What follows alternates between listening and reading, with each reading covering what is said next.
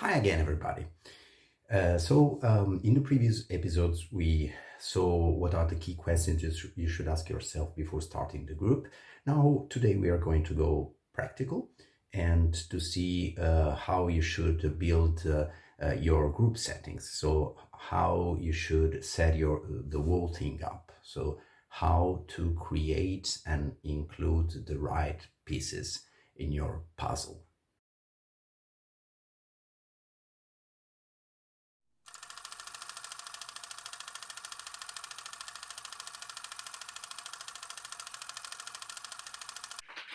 Okay, so we start with let's say, a fake group from scratch to see what you have to set up at the beginning.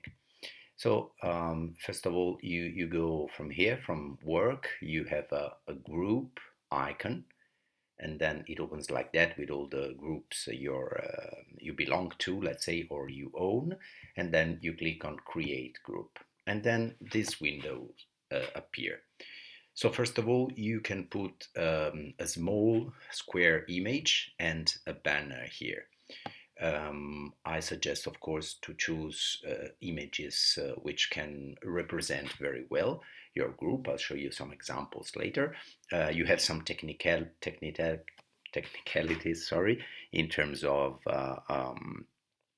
pixel size and so on, but you can check it directly on LinkedIn. There are some instructions.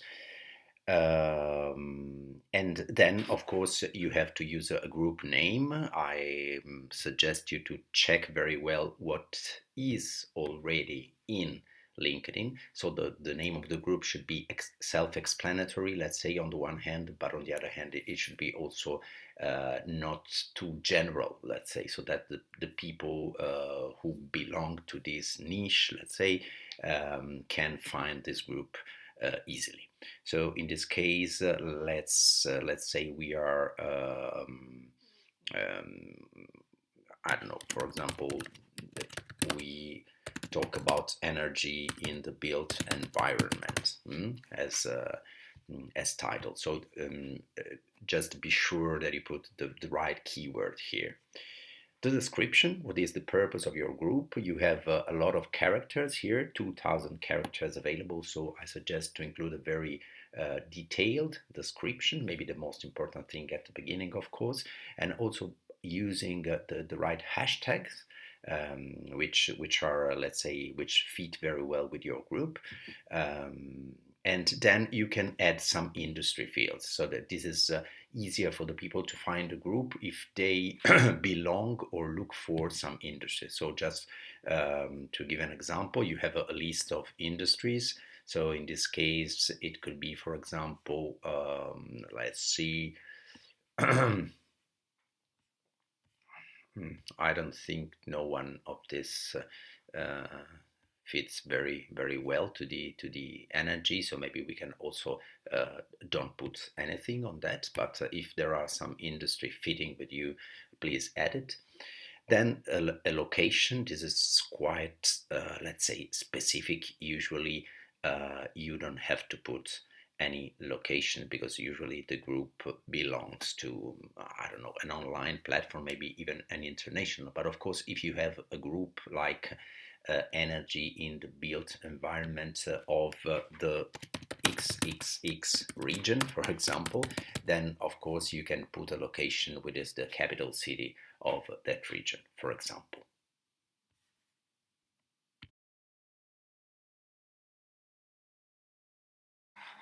Let's go on with the group rules. This is a very important point.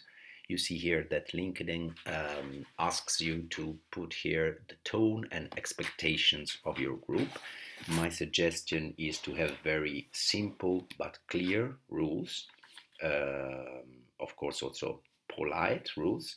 And then you should be very firm in applying these rules. But I will come back to that in the next episodes. So I will show you an example later, but it's very important that you don't forget to fill in this part.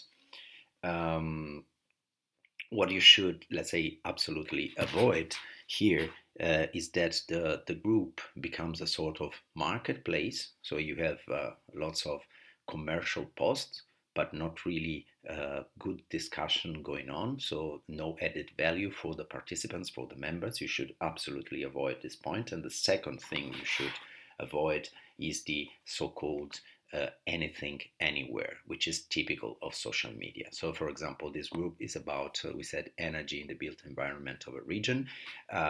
So you can have people posting about built environment of this region, but not related to energy.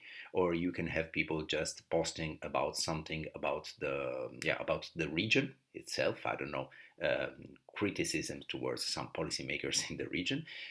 Or you can have people post about energy, but which is not related to the region. So you should always be sure that members are posting and are discussing about the very specific topic of your group. So you should specify this point very well and very clearly in your group rules.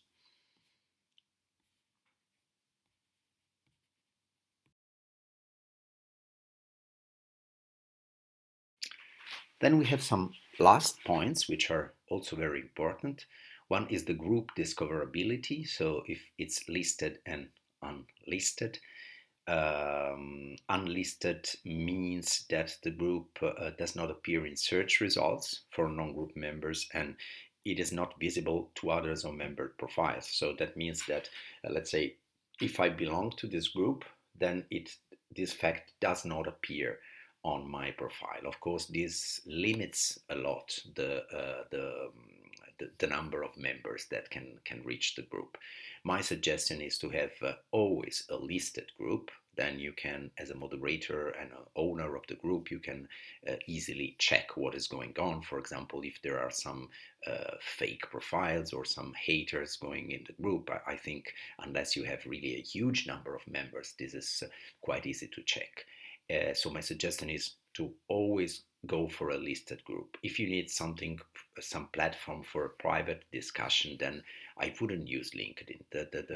The good point of LinkedIn is that you can easily access the huge network that LinkedIn has. So it doesn't make sense to build an unlisted private group on LinkedIn. So my suggestion is to go for a listed group. If you need something different, then I suggest to use a different platform, Microsoft Teams or whatever.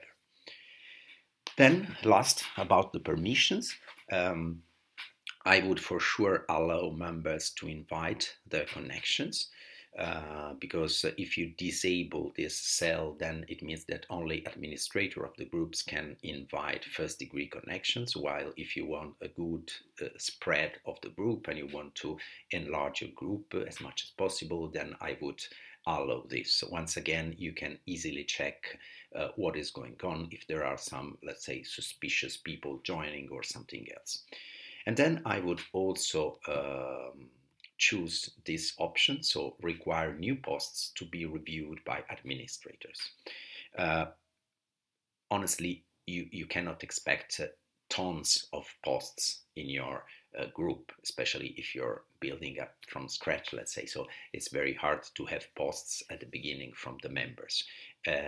While the danger, the risk of having, for example, commercial posts or posts which are not specific for the group, as I was saying before, this is much higher. So I would say put this moderation option. That means that you will receive a notification every time there is a post proposal. So you have just to revise this, and in case it's okay, you can approve it. In case you have problems, you can directly delete it, or you can interact with the post writer. But I will talk about that in one of the next episode. But my suggestion is really to introduce this moderation. My personal experience in some groups where I didn't use this moderation is simply that then I changed it in my mind and I included this, because it's much worse than to have to delete the post once it is published on the group, and maybe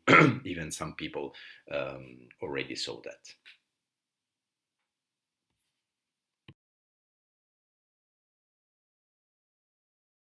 To close this episode, I would like to show you a practical example with one of my groups. So if we close this and we look at the list of the group, this is one of my groups. You see that I am the owner of this.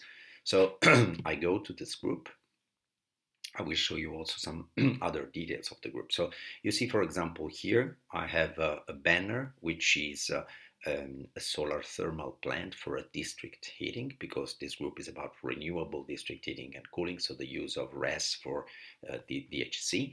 And then I have a smaller picture of a city, so representing the use of heating for buildings in a city. So if I click on this pen, on this pencil, I can edit the group information. So you see, here I put the name, short but clear. Here I include the description. In this case, is smart and flexible solution for district heating and cooling from renewable energy sources and waste heat. So I try to include the most important words which are used in the sector at the moment. And I specify here that we talk not only about technical stuff, but also about policies and regulations. Policies and regulation, economics, system and components, technologies, built examples, and best practices, and so on. And then I put, as I was saying before, some hashtags. So of the technologies which are used: solar heat, geothermal, heat pump, biomass, waste heat, and in general renewables. And I also suggest, I think this is very important, to use a specific hashtag when talking about this topic. So use the hashtag RES in DHC. So if I go below, you see that about the industries, I put that this group can be included under renewables and environment and under oil and energy. I didn't put any location, as I was saying before. And these are the group rules. So welcome to this group, first of all. Be polite, please. This is a discussion platform on, and I put the topic. So please be specific in your post. This is not a group about district heating in general. I wrote this because I realized that many people were posting or trying to post, let's say, news about district heating in general, while this group is more specific. And also that posts containing purely commercial material will not be accepted. And I also specify here that all posts are reviewed by the group moderator. So if I go down here, I included this option to require new posts to be reviewed by administrators, as I said before, and also allow members to invite their connection, and the group is listed. So it's very easy, let's say, to set up such a group, but really you need maybe 20 minutes, but to do a good start. And then, of course, if you can always modify this, my suggestion is to have a look at this page once in a while, maybe once a month, to check whether there are some things that you can change. For example, you realize that there are some very important hashtags or some very important keyword you want to include in your description, and so on. And then, of course, you click on save to update, let's say, the group information. Okay, that's all for today. Thank you.